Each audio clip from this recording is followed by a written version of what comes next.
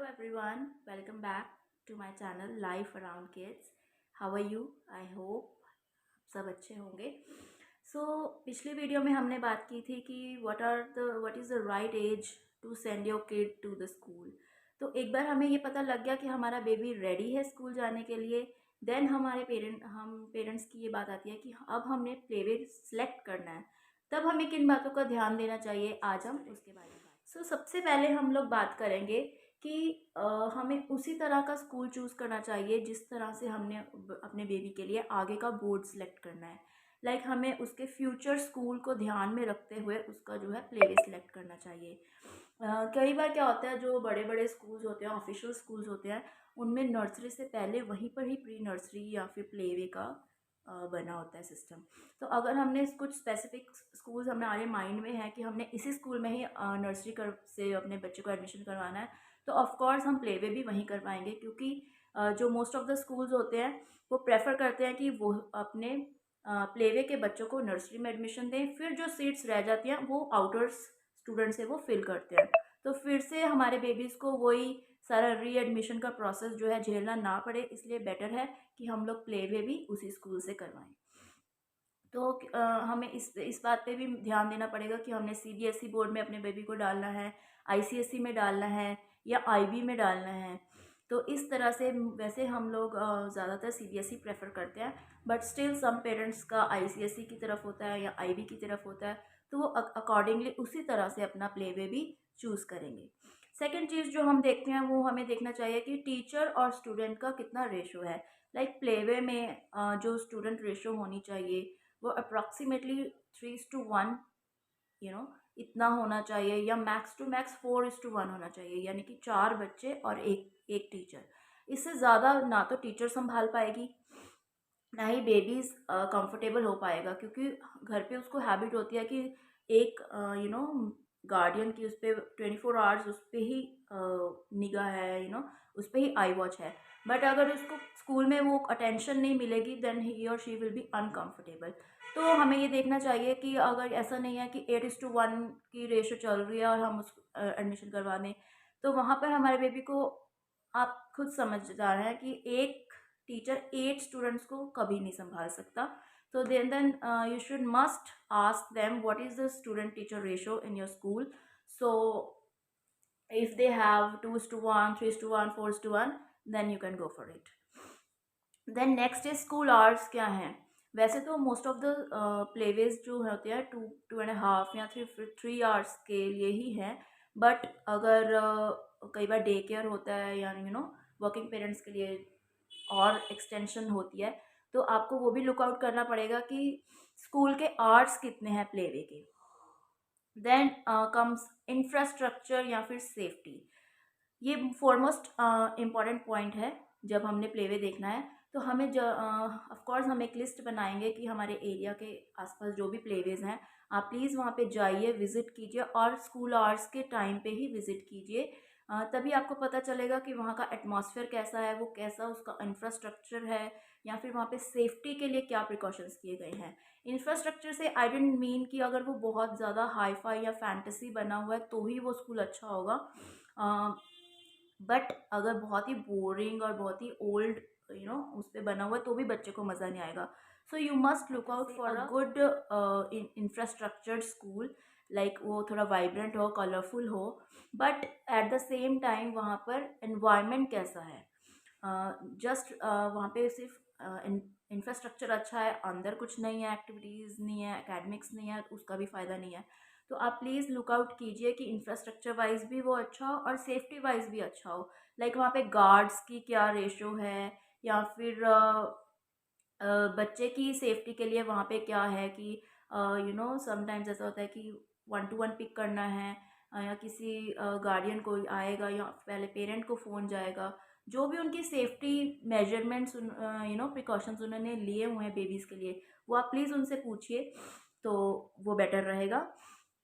Then आता है कि वहाँ पे ज़्यादा स्ट्रेस किस पे दे रहे हैं, एकेडमिक्स पे दे रहे हैं या एक्टिविटीज़ पे दे रहे हैं। अब ये पेरेंट टू पेरेंट डिपेंड करता है। कई पेरेंट्स को चाहिए कि नहीं, आगे प्री नर्सरी में जाना ही है तो अभी से एकेडमिक्स की तरफ भी स्ट्रेस होना चाहिए। कई को होता है कि नहीं, सारी उम्र ही एकेडमिक्स करनी है तो थोड़ा एक्टिविटीज़ में इस टाइम पे ज़्यादा होना चाहिए।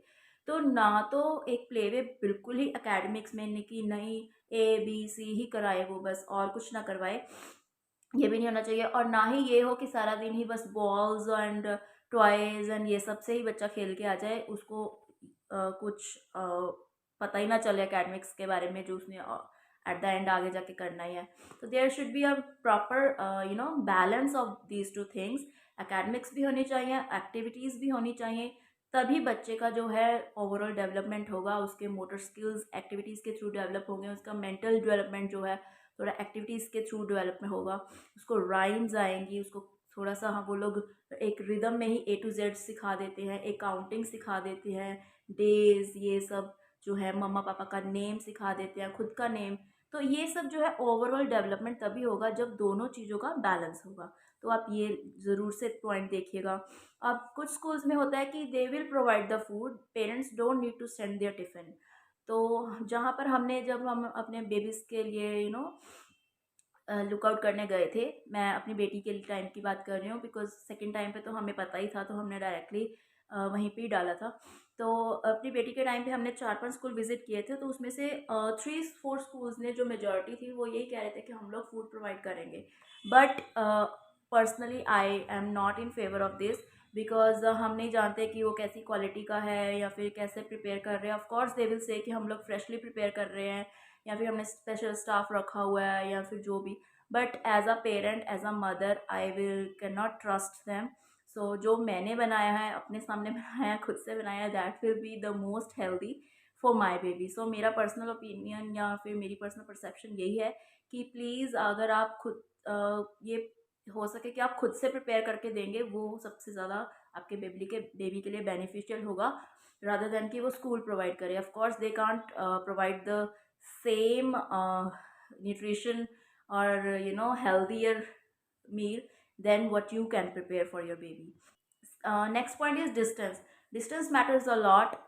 Sometimes ये होता है कि हमारे एरिया के आसपास उतने अच्छे प्लेवेज नहीं है, बट थोड़ी दूर एक बहुत नेम्ड या फिर एक बहुत ही अच्छा प्लेवे है, तो हम लोग सोचते हैं कि अपने बेबी को वहाँ एडमिशन करवाएंगे। But please, for playways do look out the distance factor, because अभी बेबी छोटा है, उसके लिए नया इन्वायरमेंट है, कभी भी आपको कॉल आ सकता है कि yes your baby is crying a lot, please come to school. So वो ऐसा डिस्टेंस होना चाहिए कि 5 मिनट में आप वहाँ पे फटाफट पहुँच जाओ और अपने बेबी को काम डाउन कर दो। तो अगर आप डिस्टेंस बहुत ज़्यादा दूर रख लेंगे तो ऑफ कोर्स आपके लिए भी वो अनईजी हो जाएगा और बेबी के लिए भी। So please, distance matters a lot. आप अपने घर के आसपास ही देखिए और हो सके तो आसपास के ही प्लेवेज में उसका एडमिशन करवाइए, वही आपके बेबी के लिए इनिशियल स्टेज में वही बेस्ट रहेगा। The last is finance. As parents, हर कोई यही चाहता है कि उसका बेबी जो है बेस्ट से बेस्ट उसको एजुकेशन मिले। And of course in 21st century we all know the hike of everything, but this is a important factor, because ये जो है एक 1 ईयर या 2 ईयर की बात नहीं है, ये पूरे लाइफ लॉन्ग की बात है, क्योंकि बच्चे ने कम से कम 17-18 साल तो एक स्कूल में पढ़ना ही है, तो प्लीज़ आप अपने देखिए कि जो आपके पॉकेट फ्रेंडली हो या फिर अंडर बजट स्कूल हो, आप वही चूज़ करिए, रादर देन फैंसी स्कूल आप लोग अपने बेबी के लिए सोचने के लिए, बट फिर वो आगे जाके आपको ही बर्डन लगने लगे। आप अपने आउट ऑफ बजट अगर करेंगे तो फिर वो प्रॉब्लमेटिक ही होगा, because daily you have to do some things और other things. So it's better to look out this finance factor also. So I think these are all the tips, and one more thing I will add to this. When I have personally looking for a playway for my baby, I have visited each and every corner of the school, uh, by telling कि please just have a visit. तो आप please वहाँ पे देखिए कि अगर baby के लिए स्लीपिंग के लिए है, प्ले जोन में कैसे टॉयज़ हैं, उनकी क्वालिटी कैसी है, वो अच्छे कंडीशन में है या नहीं, और जो टीचर्स हैं उनका बिहेवियर कैसा है। आप 1-2 टीचर से बात करके देखिए जो कि कौन से टीचर आपको अलॉट होंगे स्टार्टिंग में। तो अब वो I hope this is it from my side and I hope आपको ये वीडियो अच्छी लगी होगी। और since March is coming so I think जिन पेरेंट्स के बेबीज़ इस एज में हैं वो इस टाइम यही सब सोच रहे होंगे। तो अगर आपको ये वीडियो थोड़ी सी भी हेल्पफुल लगे तो प्लीज़ इसे लाइक कीजिएगा। और आप अगर नए हैं और पहली बार इस चैनल की वीडियो देख रहे हैं तो प्लीज़ सब्सक्राइब कीजिएगा चैनल को। एंड मिलते हैं अगली वीडियो में। Till then thank you so much for watching. Bye bye.